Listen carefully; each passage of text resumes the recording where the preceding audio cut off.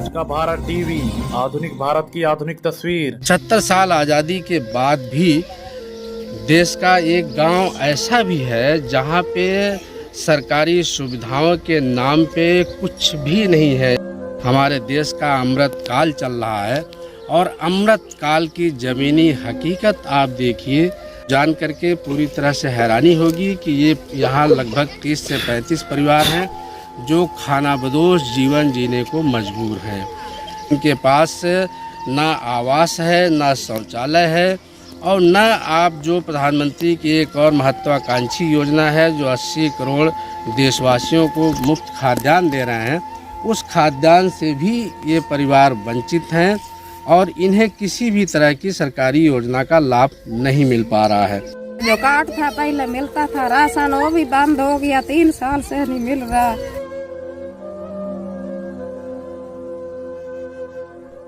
हम मजूरी से आए, अब कभी खाने का मिलता, कभी नहीं मिलता। बच्चे हैं, हमारा लड़का एक है, उनके 6 बच्चे हैं, 2 लोग आप है, 8 ही है। उनका कार्ड नहीं है, उसको कुछ भी नहीं मिल रहा। नजायज चलान कर दिया है, उसके ऊपर भट्टी डाल के, दूसरे की भट्टी थी उनके ऊपर, लड़के के ऊपर डाल दिया है। हमारा लड़का ऐसा काम करता ही नहीं, उसको घर में उठा के ले गए रात को। इतने परेशान है, पानी आ जाता है, बाढ़ आती है और बहुत परेशान हो जाते हैं, खाने की चीजें नहीं मिलती है। हम पानी निकल नहीं सकते हैं, बीच में हम घेरे जाते हैं, भैंसी भी मर जाती है, जो गाय गुई होती है वो भी मरती है, हमारे बच्चे भी भूखे, हम भी भूखे। कोई सुविधा नहीं मिली आज तक, ना राशन कार्ड है जो हम गेहूँ खा लें, ना हमारा कोई सुविधा, ना हमारा मकान है, ना हमारी झोपड़ी भी गिर गई है। जब गिरी हुई या जब हमने जांच भी करके ले जाते हैं, बड़े बड़े आते हैं कर्मचारी तो जांच से भी हट जाते हैं, फिर भी हमारे को आज तक कुछ नहीं दिया है। तो ना ही हमारी सुनाई हुई है, तो बड़े बड़े लोगों की सुनाई हो रही है, हमारी नहीं हुई है आज तक। तो हम बहुत परेशान परिवार हैं। आप कितने सालों से ये विकलांगता वाली स्थिति आपकी है? ये 20 साल हो गए। 20 साल, लगभग 20 साल है। क्या आप किसी अधिकारी से मिले थे? आप बताएं, किसी से आपने बात की थी? जाते रहे, नाम तो अधिकारी क्यों नहीं जानते हैं, लेकिन पूरनपुर भी जाते हैं, पीलीभीत भी जाते हैं। पूरनपुर गए आप? जी कई बार गए। हाँ, पांडे है, उसको मैंने पैसा भी दिया, वो है पूरनपुर रेलवे स्टेशन फाटक के पास उसका घर। उसने पहले 1-2 बार पुलिस ने भिजवाई, 300 रुपये उस समय था, तो फिर उसी ने बंद करवा दिया। के सामने ये मेरा जाला है, ये पहली बाढ़ में ये जाला बह गया, यहाँ पर जाला था, पूरा सामान घर का, भैंसियाँ सब कुछ बह गया। कितनी मेहनत से आदमी भैंसी बनाता है, 50-60 हजार कीमत है भैंसी की। मेहनत मजूरी करके बाहर से कमा के हमने बनाई भैंसियाँ, वो भी हमारी बह गई, मर गई। उसके बाद ये जाला पूरा हमारा गिर गया। हमें सरकार द्वारा पक्के घर की उम्मीद दी गई थी सरकार द्वारा, तो आज तक हमारी कोई बात मतलब नहीं सुनवाई हुई और ना ही आज तक कोई शौचालय, आवास, कुछ योजना नहीं मिली हमें सरकारी, और ना ही हमारे राशन कार्ड है। हमने एप्लीकेशन लगाए, अपने सर्वा हमारे हुआ था तो वही हमने प्रधान के ऊपर एप्लीकेशन लगाया कि हमारा सर्वे जांच करके आवास दिया जाए, हमारा हक हमें मिले और किसी का हक उसको मिले, दूसरी जगह नजायज मत दिया जाए। तो उसी वजह से हमारे ऊपर रंजिश निकाली जा रही है, हर बात पे हमें बिछाड़ दिया गया है, जैसे हमारी कोई बात की सुनवाई नहीं हो रही। जो भी बोलता है उसे बस थोड़ी बहुत धमकी लगा देते हैं कि ये तुझे बंद करवा देंगे, पुलिस हमारे हाथ में है, वो हमारे हाथ में है, डर के मारे बैठ जाते हैं। सर क्या करें?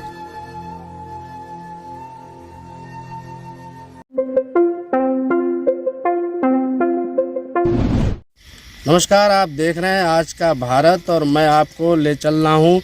हमारे देश को आज़ाद हुए आज लगभग 75 साल हो रहे हैं। 75 साल आज़ादी के बाद भी आपको भारत देश का एक जनपद है आपका पीलीभीत ज़िले के गांव में आपको हम लेकर चल रहे हैं। और ये पीलीभीत ज़िले का एक विकास खंड है पूरनपुर का एक ग्राम सभा है बैलहा में आपको हम दिखाने का प्रयास कर रहे हैं कि हमारे देश को आज़ाद हुए लगभग 75 साल हो गया। 75 साल आज़ादी के बाद भी देश का एक गांव ऐसा भी है जहां पे सरकारी सुविधाओं के नाम पे कुछ भी नहीं है। यहाँ पे ज़मीन पे जब हम पड़ताल करने के लिए आए तो यहाँ के गांव को देख करके, यहाँ के लोगों को देख करके आप अंदाज़ा नहीं लगा सकते हैं कि क्या हिंदुस्तान के अंदर आज भी एक ऐसा भी गांव है जो सरकार की सारी योजनाओं सुविधाओं से पूरी तरह से वंचित है। यहाँ पे सरकारी योजनाओं का एक भी लाभ किसी एक भी व्यक्ति को अभी तक नसीब नहीं हो पाया, जबकि हमारा देश इस वक्त प्रधानमंत्री मोदी के कथनानुसार अमृत महोत्सव मना रहा है। और अमृत महोत्सव मनाने के दौरान उन्होंने ये भी कहा था कि ये हमारे देश का अमृत काल चल रहा है।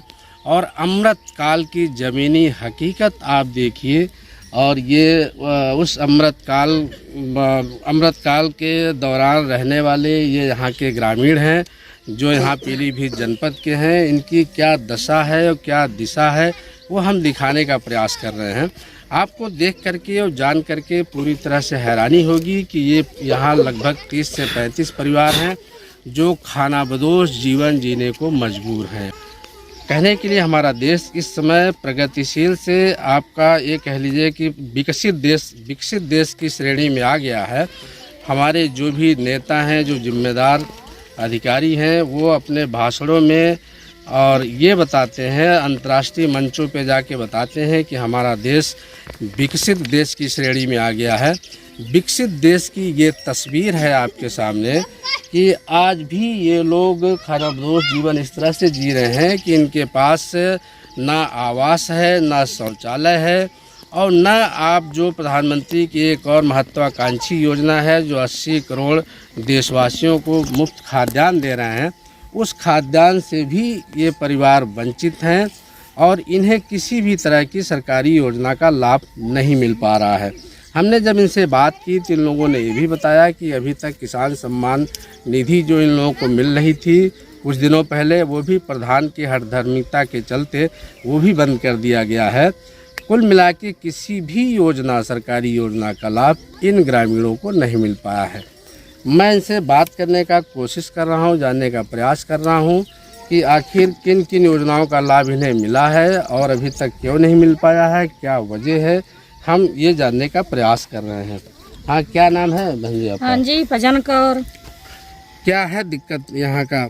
दिक्कत है कि पानी आ जाता है, बाढ़ आती है और बहुत परेशान हो जाते हैं, खाने की चीज़ें नहीं मिलती है, हम पानी निकल नहीं सकते हैं, बीच में हम घेरे जाते हैं, भैंसी भी मर जाती है, जो गाय गुई होती है वो भी मरती है, हमारे बच्चे भी भूखे, हम भी भूखे, कोई सुविधा नहीं मिली आज तक, ना राशन कार्ड है जो हम गेहूँ खा लें, ना हमारा कोई सुविधा, ना हमारा मकान है, ना हमारी झोपड़ी भी गिर गई है। जब गिरी हुई या जब हमने जांच भी करके ले जाते हैं, बड़े बड़े आते हैं कर्मचारी तो जांच से भी हट जाते हैं, फिर भी हमारे को आज तक कुछ नहीं दिया है, तो ना ही हमारी सुनाई हुई है। तो बड़े बड़े लोगों की सुनाई हो रही है, हमारी नहीं हुई है आज तक। तो हम बहुत परेशान परिवार हैं, खाने पीने का भी कुछ नहीं है, दुखी रहते हैं हर समय। तो हम परेशानी देख रहे हैं, बहुत झेल रहे हैं, हम ये भी देखते रहते हैं कि हम क्या आज खाएं। अच्छा, किसान सम्मान निधि क्या आपको मिल रही है?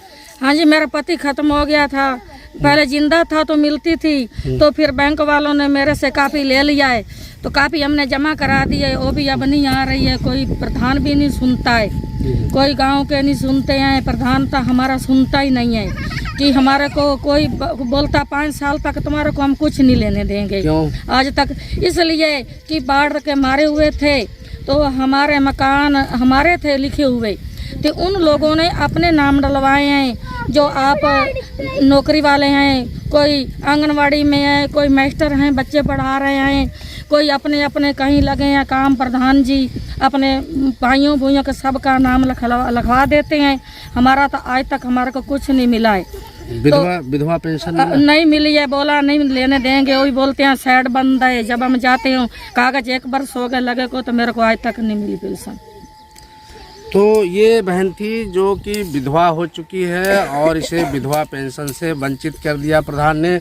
आवास के लिए जब इसने कहा तो इसके आवास चूँकि पात्रता श्रेणी में ये लोग आते हैं, तो इनके आवास को कट करके प्रधान ने अपने चहेतों और अपने परिवार के, अपने रिश्तेदारों और चाहने वालों को उसने आवास बनाया और उसकी सूची तैयार की, जिसका विरोध भी इस बहन ने किया। उसी विरोध का खामियाजा इस बहन को भुगतना पड़ रहा है कि इसे आवास से भी प्रधान ने वंचित कर रखा है और इसका जो विधवा पेंशन के तहत जो लाभ मिलना चाहिए वो भी इन्हें नहीं मिल रहा है।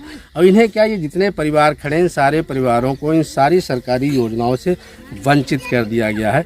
ये सबसे बड़ा सवाल सरकारी मशीनरी और जो जनप्रतिनिधि हैं उन पे खड़ा होता है कि आखिर इन परिवारों का दोष क्या है जब ये अपने मताधिकार का प्रयोग करते हैं। ये भारत के नागरिक हैं और ये बाकायदा वोट देते हैं, जनप्रतिनिधि को चयनित करते हैं और ये विधानसभा के भी वोटर हैं, लोकसभा की भी वोटर हैं, ग्राम पंचायत के भी ये मतदाता हैं। उसके बाद भी सरकारी योजनाओं से इन्हें क्यों महरूम रखा गया, क्यों इन्हें वंचित किया गया है।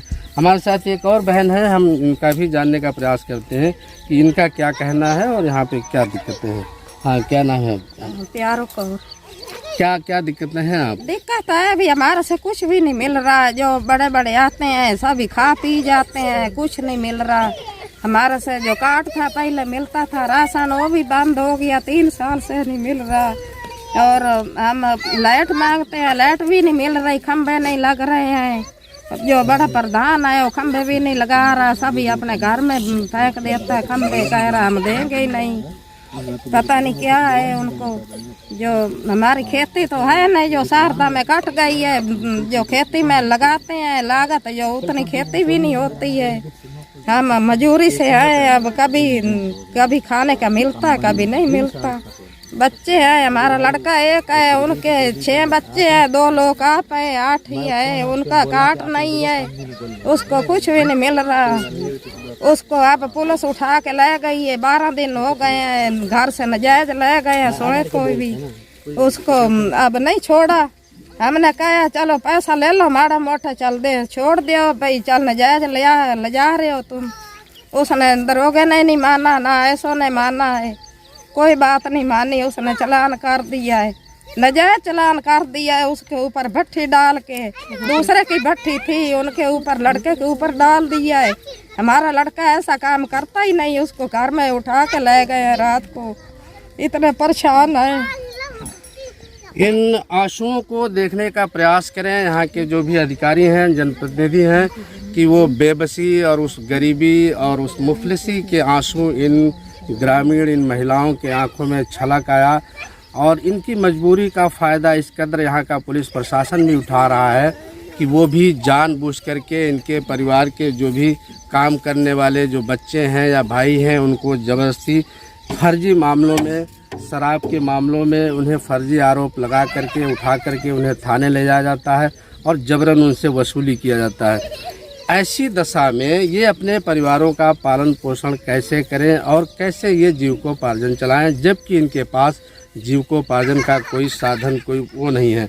सबसे बड़ा सवाल ये भी इस बहन ने उठाया कि राशन कार्ड तक इनके पास नहीं बना है, जो इनके पास बना भी है उस पर अभी तक इनको राशन भी नहीं दिया जा रहा है।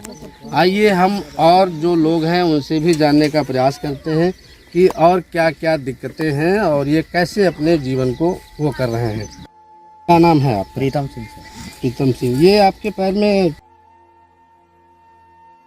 विकलांग है। अच्छा, विकलांग हैं आप?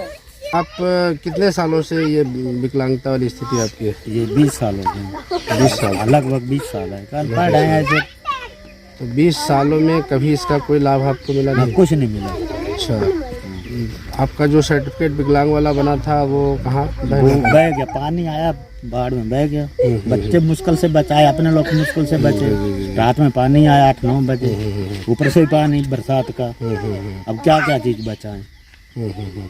तो इसको लेके आप किसी अधिकारी से मिले थे? आप बताएं, किसी से आपने बात? जाते रहे, नाम तो अधिकारी क्यों नहीं जानते हैं, लेकिन पूरनपुर भी जाते हैं, पीलीभीत भी जाते हैं। पूरनपुर गए आप? जी, कई बार गए। हाँ, पांडे है, उसको मैंने पैसा भी दिया। वो है पूरनपुर रेलवे स्टेशन फाटक के पास उसका घर। तो उसने पहले 1-2 बार पुलिस ने भिजवाई, 300 रुपये उस समय था। फिर उसी ने बंद करवा दिया। ये हमारे सरकारी सिस्टम पे सबसे बड़ा कुठाराघात है कि यहाँ पे कुछ परिवार ऐसे हैं, ये भाई हमारे साथ, जो कि विकलांग है। विकलांग का जो सर्टिफिकेट था वो बाढ़ आने से बाढ़ में वो कहीं खो गया, डूब गया, और उसके बाद भी मेहनत मजदूरी करके अपने बच्चों का पालन पोषण कर रहे हैं। लेकिन जो सरकारी सिस्टम है, सरकारी योजनाएं हैं, उनका लाभ इन परिवारों तक क्यों नहीं पहुंच पा रहा है, ये भी सबसे बड़ा सवाल है। हमारे साथ और भी बहन खड़ी हैं, उससे भी हम जानने का प्रयास करते हैं कि इनकी क्या दिक्कत है और ये क्या कहना चाह रहे हैं। हाँ बताओ बहन, क्या नाम? जी सर, दिक्कत यही है आपके सामने, ये मेरा जाला है। ये पहली बाढ़ में ये जाला बह गया, यहाँ पर जाला था, पूरा सामान घर का, भैंसियाँ सब कुछ बह गया। कितनी मेहनत से आदमी भैंसी बनाता है, 50-60 हजार कीमत है भैंसी की। मेहनत मजूरी करके बाहर से कमा के हमने बनाई भैंसियाँ, वो भी हमारी बह गई, मर गई। उसके बाद ये जाला पूरा हमारा गिर गया। हमें सरकार द्वारा पक्के घर की उम्मीद दी गई थी सरकार द्वारा, तो आज तक हमारी कोई बात मतलब नहीं सुनवाई हुई, और ना ही आज तक कोई शौचालय, आवास, कुछ योजना नहीं मिली हमें सरकारी। और ना ही हमारे राशन कार्ड है, जब कार्ड के लिए भागते हैं तो बोलते हैं शेड बंद है। पता नहीं प्रधान रुकावट डालता है या कौन, हमें कोई पक्का पता क्लियर नहीं हो रहा है सर। हमें यही समझ में आ रहा है कि हमने एप्लीकेशन लगाए हैं, अपने सर्वा हमारे हुआ था, तो वही हमने प्रधान के ऊपर एप्लीकेशन लगाया कि हमारा सर्वे जांच करके आवास दिया जाए, हमारा हक हमें मिले और किसी का हक उसको मिले, दूसरी जगह नजायज मत दिया जाए। तो उसी वजह से हमारे ऊपर रंजिश निकाली जा रही है। हर बात पे हमें बिछाड़ दिया गया है, जैसे हमारी कोई बात की सुनवाई नहीं हो रही। जो भी बोलता है उसे बस थोड़ी बहुत धमकी लगा देते हैं कि ये तुझे बंद करवा देंगे, पुलिस हमारे हाथ में है, वो हमारे हाथ में है, डर के मारे बैठ जाते हैं सर। क्या करें, चाला हमारा आपके सामने खड़ा है ये। आप देख रहे थे आज का भारत टीवी, आधुनिक भारत की आधुनिक तस्वीर। अन्य खबरों के लिए हमारे YouTube चैनल को सब्सक्राइब करें। अगर Facebook, Instagram, Twitter पर देख रहे हैं तो फॉलो करें।